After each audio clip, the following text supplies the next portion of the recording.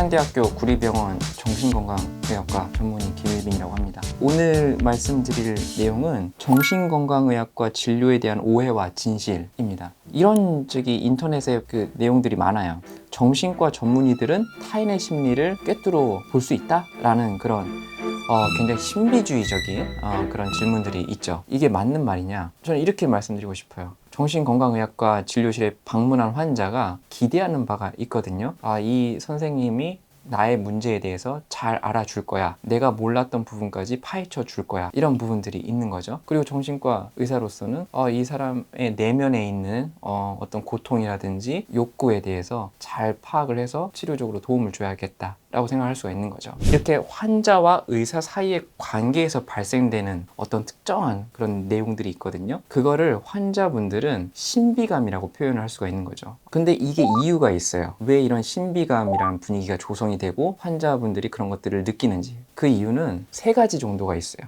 첫 번째는 치료자가 환자에 대해서 중립성이라는 걸 지킵니다. 중립성이라 하면 이런 거죠. 자기 자신의 감정이 환자에게 미치는 영향을 최소화하는 거죠. 치료자도 사람이기 때문에 그 안에 감정이 있고 어떤 취향이 있고 그렇거든요. 윤리적인 잣대도 있을 수가 있죠. 그러면 이런 나의 내면에 존재하고 있는 여러 치료자의 주관적인 특성들이 환자에게 영향을 미치지 않아야 하거든요. 그걸 영향을 미치는 순간 환자들이 자유롭게 얘기하기가 어려워지죠. 자신의 삶에 대해서, 감정에 대해서. 그러면은 이게 치료적인 관계가 삐걱거리기 시작합니다. 좋은 면담이 될 수가 없는 거죠. 그래서 치료자는 중립성이라는 걸 지킵니다. 또 두 번째는 익명성이라는 게 있어요. 치료자가 자기 자신에 대해서 나타내는 거거든요. 주관적인 표현들. 그런데 이건 익명성을 100% 확보할 수는 없어요. 예를 들면은 우리가 진료실 환경에서 뭐 컴퓨터의 위치라든가 혹은 소품이라든가 뭐 액자에 걸려있는 그런 내용들이라든가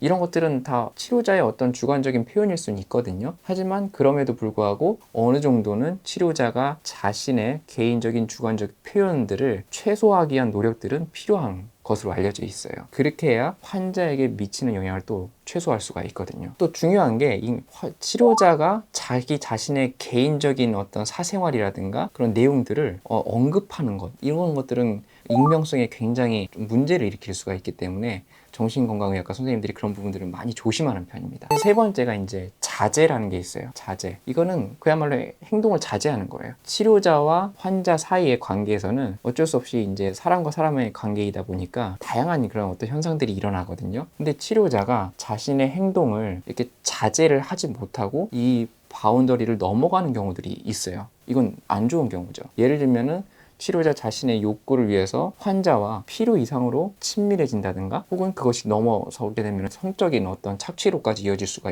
있는 거죠.